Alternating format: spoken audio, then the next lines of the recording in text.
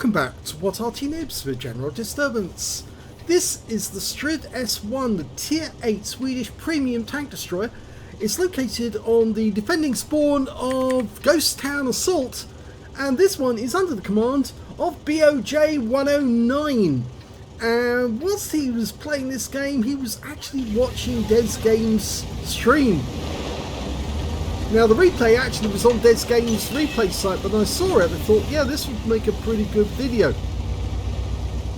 Now the Strv 109, it's the Strv S1 is the premium Swedish wedge. It was basically a test bed for the hydraulic aiming originally. It's got a 105mm gun which is capable of doing 390 alpha via standard APCR with 288mm of penetration, so it will go through most things, and with the premium rounds it goes through 330mm, so it's got some kick. You'll mostly penetrate enemy tanks with just standard ammo, but if you actually put the premium ammo in, then yes, you are going to get a lot of punch to go through their armour. Now it's tier 8, it's a tier 8 game, so he's going to see some tanks the same tier as himself, which means, yeah, he's going to come up against some tanks which are fairly heavily armed. It's an assault game, lasts 10 minutes, and his first victims turned up, and this time round it's a Type 64, the tier 6 Chinese light. First shot, 411, a high roll. The guy managed to get into that groove, so he's going down that channel just in time to save himself. Probably not the best idea actually for him to come out right now. And behind him, T-3485M, premium tier 6 Soviet medium. I actually did fire in the end. I think he just basically almost lost sight of him. Now I use this spot myself because these bushes do act as a great cover. That's a T-25AT, which is the American tier 7 tank destroyer with a fixed casement and a fixed gun. Well, not a fixed gun actually, it still moves within the mount, but it's capable of carrying a 105mm gun actually, that one. Fires the second round in just in case he's still there. Now I suppose the real problem for this 105mm gun is the reload time. Standard reload is 9.78 seconds, but you can see boj109 has actually managed to get it down to 8.28, but it's still a long time. And an enemy can do an awful lot in that time, especially when you consider some of these enemies has got reload times which are of this Strv. The enemy seems to be making a concerted push down this side. Oh, now he's got a Tiger 1. He punches that one straight through the turret.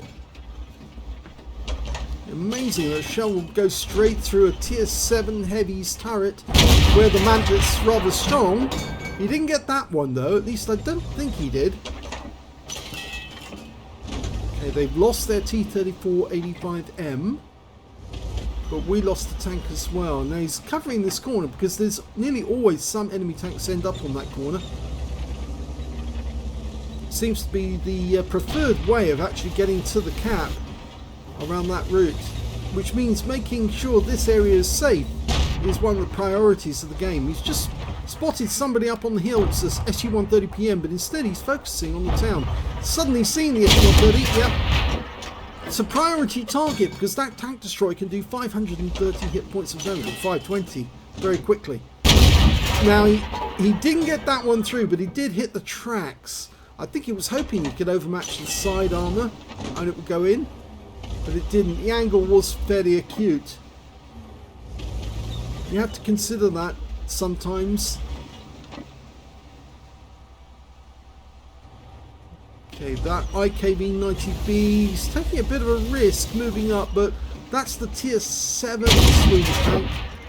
And the KV-2 gets wiped out. The Lurver's the one who got the kill shot. So it seems that lots of people are covering that corner. Not many enemies are actually trying to push their way through on the other flanks, so it looks like this is where all the business is going to be.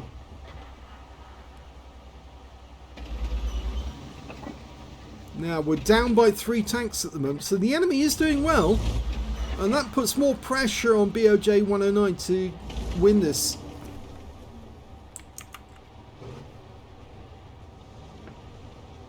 Especially considering some of the other team members are not that good. The Progetto, the Black Prince, the IKV-90, they're all kind of, well, tomato.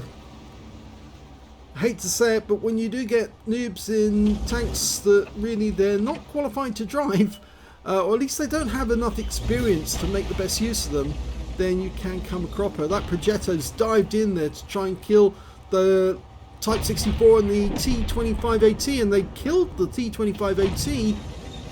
I just hope they don't lose more. No, it looks like they survived. Type 64's gone down as well. It's the other end actually, it's now got problems, and that's why he's turned around and he's facing back towards the spawn point. The reason being that the enemy seems to have pushed through and killed everything on the other side of the map.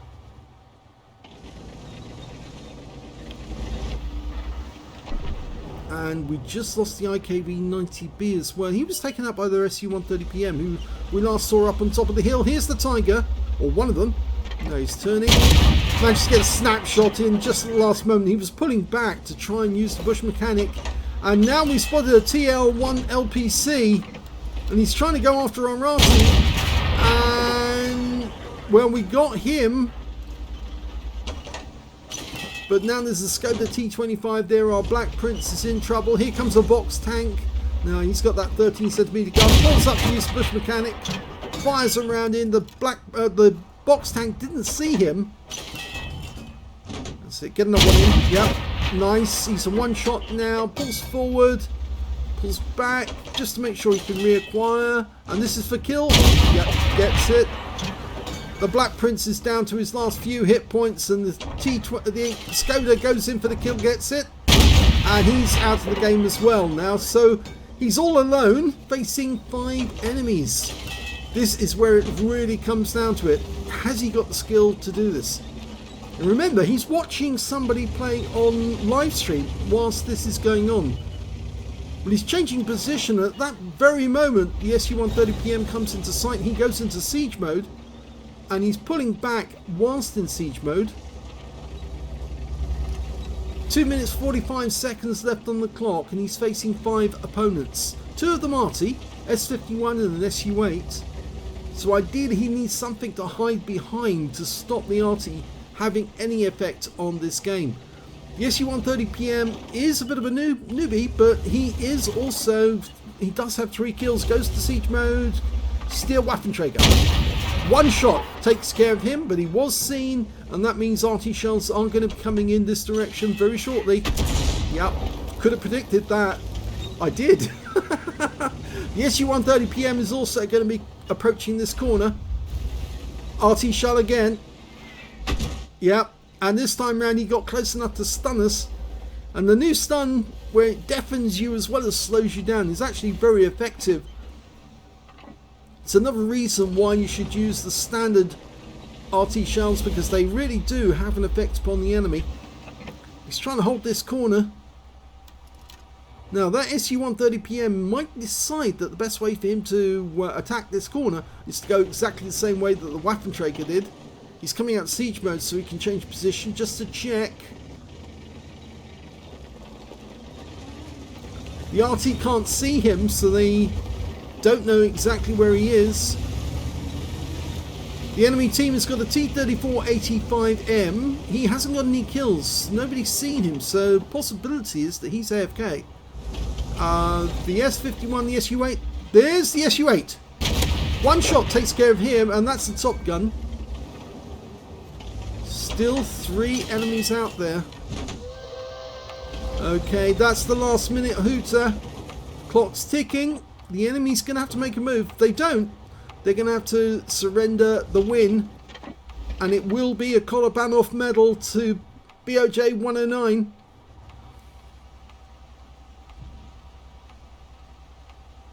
He's aiming in the direction he thinks the SU-130PM is going to try. He has to make a try. He can't ignore it. And somebody's capping. Now that's interesting. What's the chances that that is the SU-130PM? The thing is, he can't cap out. He hasn't got enough time. He needs somebody else to join him in the cap.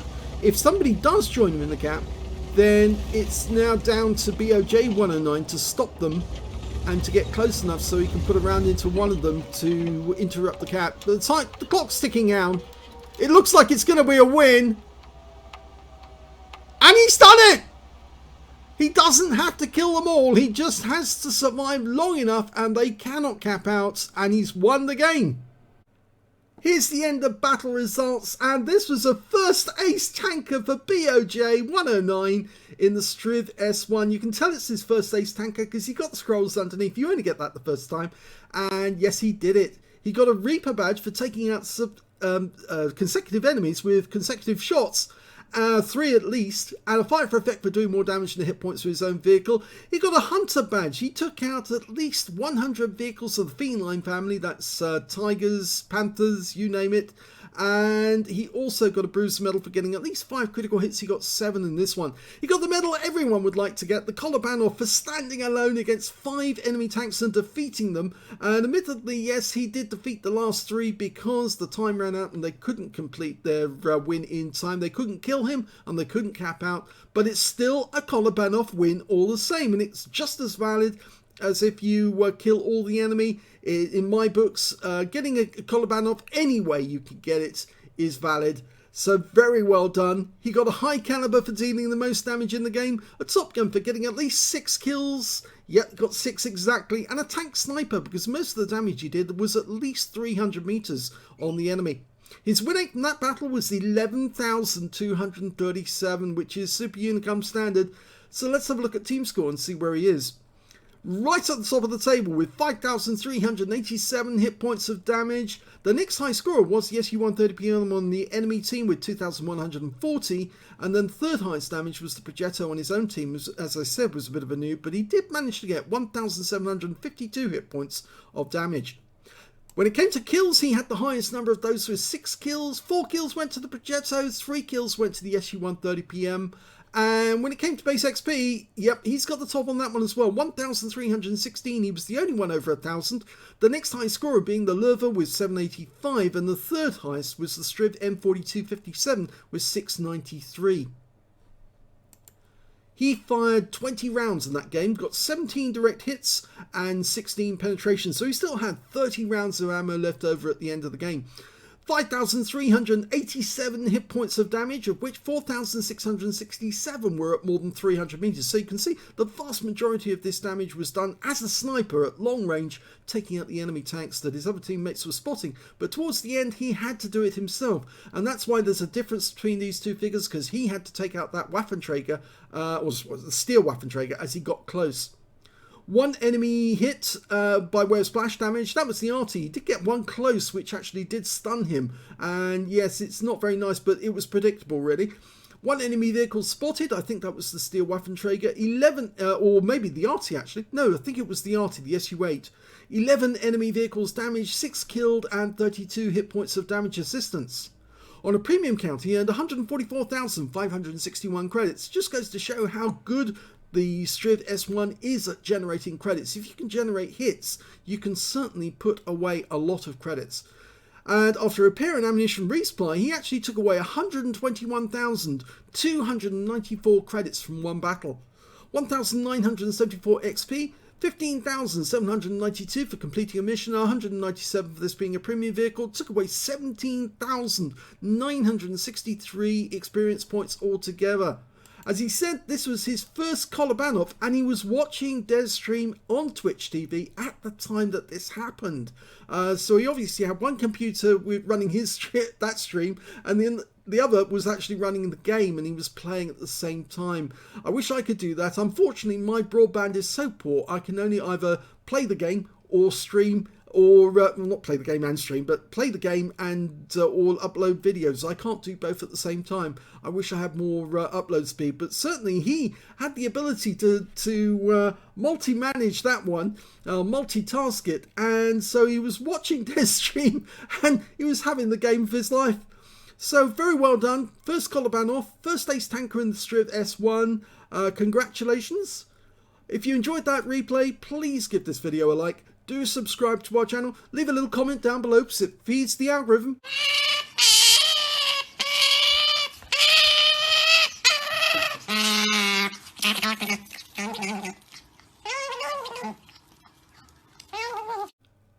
And thank you for watching.